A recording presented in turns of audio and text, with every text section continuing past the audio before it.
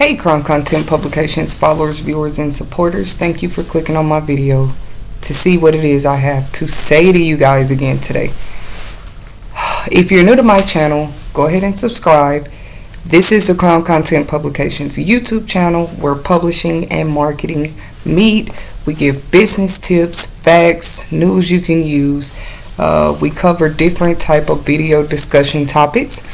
And on our separate podcast show in 2022, this is where we interview authors and entrepreneurs who seek promotion and marketing for their work or book, okay? You're going to be able to find links to schedule or reserve a time to be interviewed on our podcast show in 2022 in the comment section.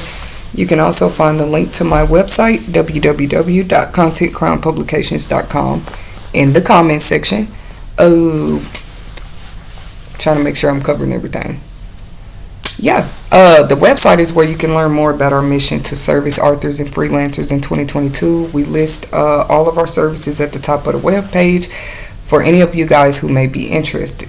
So if you saw the title of this video, it is pretty much healthy writing habits and how you can kind of incorporate the ones I'm about to talk about today in your writing routine to help you finish that book, to help you finish that blog article, or finish multiple articles a day, to help you finish that poetry collection that you've been sitting on for years, okay? So when we talk about improving writer habits, the number one reason that a lot of writers end up with writer's block, or they end up putting down their passion much longer than they should have, is because of the habits that they did or didn't have. So you probably had writing habits that you thought were great, and then you learned, this is not working for me, so you just gave up. But never do that. Keep following the Crown Content Publications YouTube channel where we help you through those type of things, okay? And then you may have had a steady writing habit that did work for you, because if you ask any great writer, habit, routine, two different things. But we're going to talk a little bit about routine too, because you can't really revolve a routine or set a routine around time that you don't even have, around time that you haven't even reserved to take out in life for yourself as a writer, okay? Sounds basic, but something so little, guys, has held a lot of writers back in life, and I just want to kind of help you guys with that. Number one on my list when it comes to habits, because we talked about habits and routines being two different things. When you are writing that rough draft, go ahead and write multiple ones. I know it's the craziest probably tip or trick that you've ever heard in life, but you're like, why would I write multiple rough drafts? Number one, it gives you multiple options to choose from when you do begin to work with a proofreader on those rough drafts. So before they even get into editing, you just have somebody to give you a second opinion on the different ideas you have for that story, or whether or not that story should go ahead and be a series collection, or whether you should use one or the other rough drafts and just change a few things, right? That can be very helpful, and you'll definitely thank yourself later that you did decide to write multiple rough drafts. Do you have to choose this habit? No. But this habit has helped many successful authors, okay? Persistent writing schedule. And this is definitely going to mean sacrifice at some point, okay? Because clearly you go to your 9-to-5 job every day, or you go to the cleaners, or you go to the car wash. You reserve that time in your life because those things are vital. They're essential to you. And until writing becomes that essential to you, you won't really take making a writing schedule seriously. You won't, right? Because you already have to do this and that to commit to these things to make your everyday life more proficient and things like this. But A persistent writing schedule could look like 30 minutes a day. Now, starting a persistent writing schedule is not going to be perfect at the beginning, so don't get discouraged if you miss your first 30-minute days that you said you were going to commit to, or you end up forgetting. But essentially, you're going to have to get to that point as a writer when you begin to find out what habits work for you, or find out that you are serious about strengthening your habits in the right areas. As a writer, you're going to find out that a writing schedule is going to be very persistent. But let me encourage you, once you do find a writing schedule that works for you, you'll find yourself, number one, it'll get easier, like just committing to that schedule. And then you'll find yourself actually excited, like, man, I can't wait to 5:30 today to sit by the park, or to sit at the beach, or to sit in my car in my parking lot and just dedicate myself to the story. I advise not cramming, because you can choose more than 30 minutes a day. That was an example, but don't overwhelm yourself either. Actually, spacing out your writing schedule can end up helping you, because sometimes what you do is you walk away from your work, you go get some more life experience, or while you're at work in that truck, or on that line, or in that office, you end up coming up with another idea that you couldn't really come up with the evening before for that particular character or for that particular scene, right? So I just wanted to encourage you guys, a persistent writing schedule can be a very healthy habit when it comes to healthy writing habits, okay? And improving them. Rewarding yourself after writing goals. And this could look like every time. For some of you, you might say, no, I don't want to reward myself until I get to every 4,000 word mark, right? And it helps me to do it like as word marks, not waiting on somebody else to say, yay, you're getting that book done. Actually rewarding myself as a writer when I do meet certain goal points that I set for myself can be helpful as a writer as far as setting habits. Now you even have something to look forward to after you make those writing goals, okay? Choose your audience at the beginning before you even start that rough draft. When you brainstorm that book idea, go ahead and brainstorm the audience that you're going to be targeting that story to. It just saves you a lot of time, and then as you're writing, it's almost like you can put yourself in a place of your audience, and it helps that story come out a little smoother, and you can find this ending up helping to alleviate writing blocks. This is a big one, knowing your target audience before you even get started with the rough draft, okay?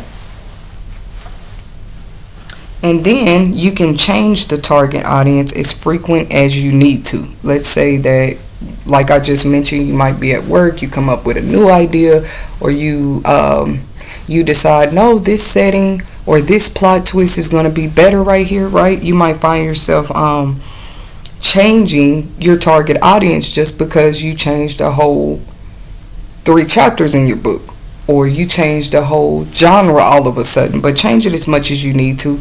The more comfortable you feel with your story personally, the easier it becomes to write. And I'm just trying to give healthy writing habit tips to make producing that story a little easier for you guys, okay? When you're bored, make it a habit to go ahead and write. That's a no-brainer habit. But yeah, too often, which nobody really, during the after effects of a pandemic and what's going on and everything that's going on in the world today, nobody should really find themselves bored. But if you happen to, and you're a writer, it's a great time to go ahead and write something. Even if you feel pooped or drained from writing that book, write something else, because it's never going to help you. It's never going to hurt you to strengthen your writing skills in other areas. Maybe work on updating your resume, or work on writing in a diary or a journal. But this is another way to increase healthy writing habits. Just writing when you're bored, writing in your freest time possible. And then if you get bored with one story, if you're a pretty persistent author, it doesn't hurt to go work on another story. I had to add that one in there because that is something that helps me when I do that.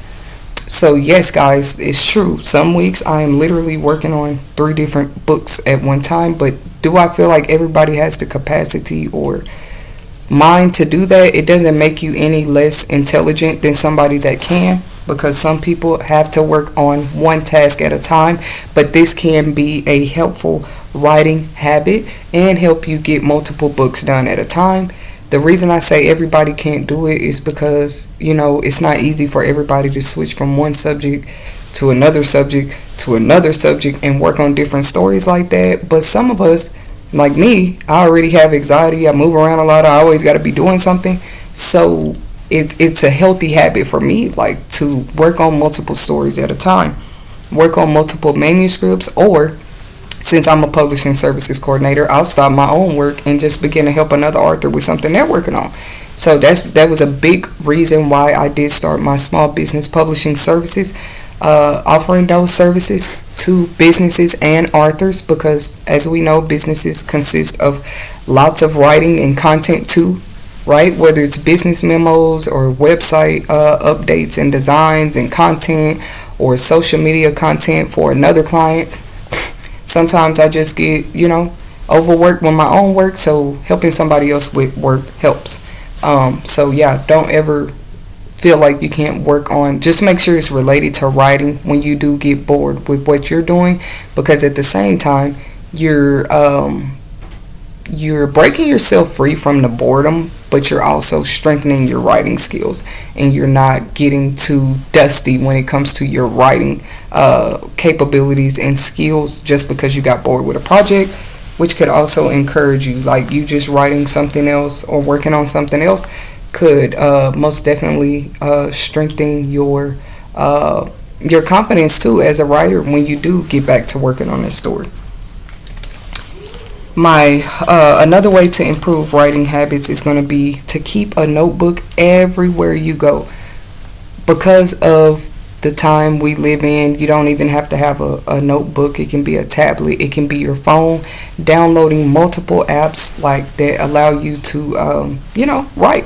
That way, if you come up with an idea while you're in the coffee shop, or you come up with an idea while you're at your child's soccer game, you're still supporting your child and able to put those ideas down. Like, that's a big one for me that I had to learn, because I promise y'all I would come up with these great, either something great for a story I was working on, or for a poem, or for a blog, and I would say, okay, I'll just write it down when I get home. Y'all think I was doing it? It took me having to begin to improve my writing habits, getting more serious about my work, taking a notebook or downloading a app that allowed me to literally keep track of my thoughts, because as an author, you move different, you live different, and you're always trying to keep track of something that you felt was a good idea. I mentioned keeping a notebook, but of course you should have a pen as well. That's going to be a big one, guys. Even when you come up with these ideas, sometimes you guys come up with a whole phrase and you think that it would be perfect for a subtitle or for a chapter title, when in reality it was perfect for a poem title, or in reality it was perfect for just the punchline at the end of a sentence that you were going to put in a certain chapter. What do I mean? Improving writing habits means when those thoughts do come to you out in public, or when you're not even thinking about your book or working on your book and you're trying to jot notes, remembering and learning how to place your ideas in the right places is all I meant. There are even speech to text apps, right, where you don't even have to write it in your phone. Me, I'm a more personal, reserved person, so like I probably only use the speech to text app at home, where I'm comfortable and I can just record an idea when I'm busy doing something else, like cleaning or cooking. I do it at home, and some of you guys don't mind doing it in public. You just kind of grab your phone and you're like, woo, woo, woo, woo, woo.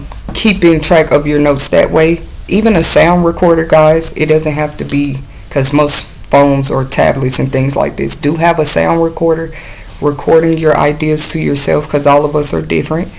Me, I'm more visual, so I do have to type it, or like I say, speech to text it to myself, because I'd rather go back and read it later. I like to read my thoughts, but some of you guys can just record it and then you go back and write it, whatever works for you. So I hope these little tips help somebody today. This wasn't a long segment at all. Don't forget to follow my channel, subscribe to show your support if you would like to hear more writing tips and habits that could help you on your journey as an author, a poet, or film writer, whatever it is, okay? I'm going to leave some information in my comment section for those of you who may be interested in reserving, once again, a slot for a podcast interview on the Crown Content Publications podcast show, which is separate from my YouTube channel.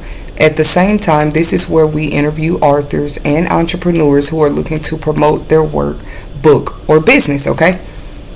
I'll also leave the actual podcast show link in the comment section in case any of you guys are interested in catching up with previously recorded segments with entrepreneurs and authors we've already been talking to in 2022.